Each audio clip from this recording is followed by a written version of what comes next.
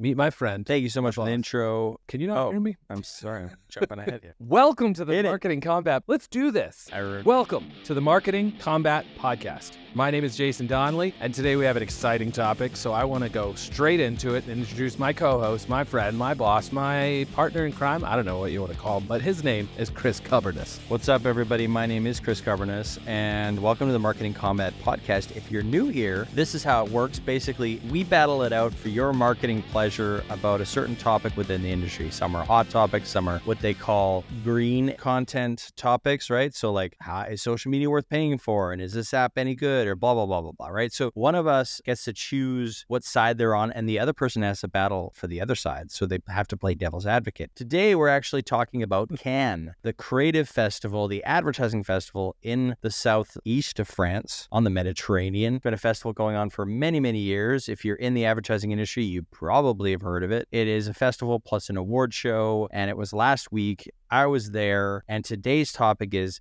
Cannes worth going to? And I'm going to take the position that it is worth going to, and I'm going to argue for it, and Jason's going to argue for why it is not worth going to. It is a waste of your time. So I'm going to go first because that's how we roll on the podcast, and I'm going to say that Cannes is definitely worth going to for a couple of different reasons. Mainly, if you do it the right way, if you maybe ignore spending the big ticket prices on the actual festival, there is a ton of offshoot talks and meetings and events that are not part of they are part of the festival, but they're not paying the high price to go sit in the amphitheater and sit and do the workshops and hear Kevin Hart speak and, Ryan Reynolds speak. And if you don't want to do those things and you don't want to go to the award show, if you do all the offshoot stuff, then you don't have to pay for the ticket. You can go to the free event and you're just paying for basically room and board while you're at Cannes. And those talks are great. I mean, there's a lot of insight there. There's a lot of people trying to learn. There's a lot of networking opportunities if you do it right. I am horrible at networking. I am still working on this. I am way more comfortable being a speaker on stage and people coming and talking to me afterwards. I realize this at Cannes, that I'm not very comfortable like just walking it around an event and being like, hey, what do you do? What do you do? Which is weird, right? Because anybody who knows me, they know I'm a pretty friendly guy, but I have issues with that. So I'm working on that. And those events, they've taught me a lot. I learned a lot. You get to take a temperature on the industry. You get to hear what people are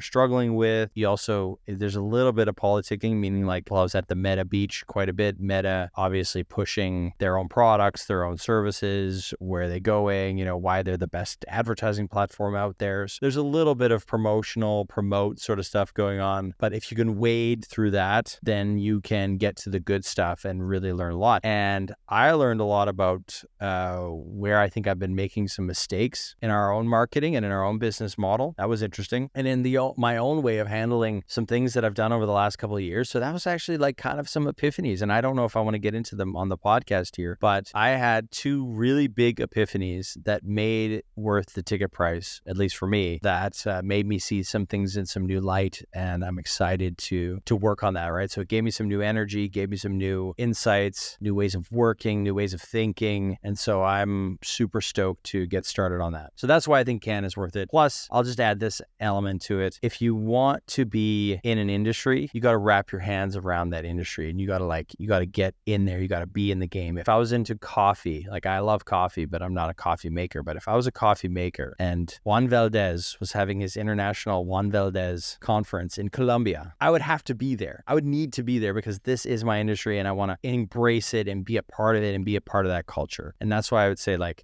just like Cannes is the festival of creativity for the advertising world, you got to go, you got to be a part of it, you got to soak it all in. That's my last say. I know I'm over time. Sorry about that, Jason. Hit me. Why is Cannes not worth it? I want to hear this because I think you're probably right. Chris, I'm going to tell you. I think that I'm so excited. I can't wait to hear your epiphanies because I want to use them and hear them and see what we can do with them. I don't know if you want to use them.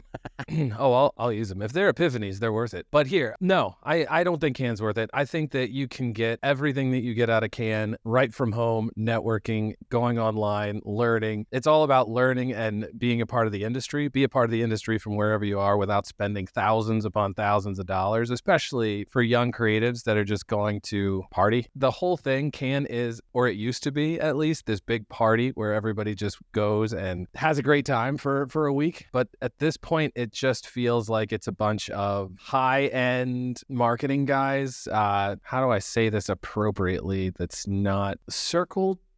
It's just a bunch of people who have been in the industry and are making ads and hoping that people will tap each other on the back, to me. And I hear you, and I'm glad that you had epiphanies, but at the end of the day, many of us don't have plane tickets to go to the south of France to hang out on yachts and just to be seen at Cannes. But that being said, this is coming from someone who's never been there. So, well, yeah, but that's, I mean, listen, everything that I've totally read. Get where everything you read. I get where you're coming from totally, and I think it's a good, healthy mindset to go in and say like, okay, what if this is a circle, like you said, and what if this is actual value? And I think there's that, and I think there's that anywhere you go when it comes to an award ceremony. There's anytime you attach any kind of industry awards, industry nights, sort of stuff, there is a lot of people clapping each other on the back, congratulating each other for a work that, maybe, and in the background, they're all hating each other because they're like, why did you get that client? And why can't I win that award? And I think that there's a fair bit of two-facedness. There's a fair bit of backstabbing. There's a fair bit of jealousy. There's a fair bit of, a lot of that negative stuff, right? So you have to wade through that. It feels like it would just be ego upon ego upon ego upon ego, and I don't want to be a part of it. Absolutely. And it's like, who's got the best party? Who's got the best yacht? Yeah. Is Kevin Hart at your party? Is Ryan Reynolds there? I can't wait. Yeah, there is a little bit of that. And I also, I didn't get on a yacht, so I had no yacht experience. But we did joke that we want to, like, if Kubbco could do it, we'd have the shittiest yacht. We'd call it the Shyacht. And if you wanted to be on the Shyacht, get your Shyacht on the Shyacht. We would try to do that. But, there's a lot of like, hey, look at me, look at us. That's amazing. A shatty party. That's a shatty party. I mean, it would be the best party, but it'd be the shattiest party as well. But see, right there, we're already in a competition.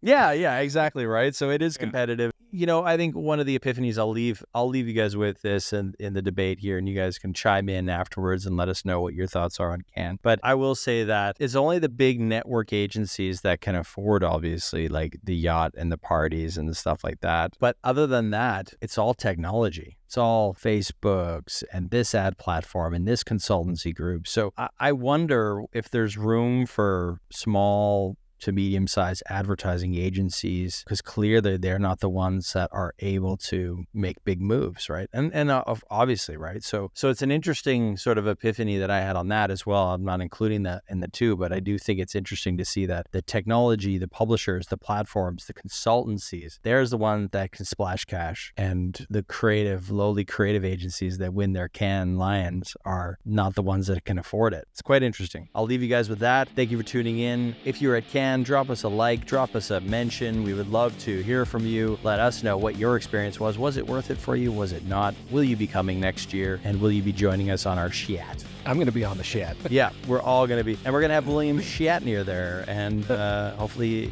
he makes it till then. All right. Thanks for tuning in, guys. Like, subscribe, notify, hit the notification bell, all the things that you can do. Just hit all the buttons, and we'll see you guys in the next one. See you next time.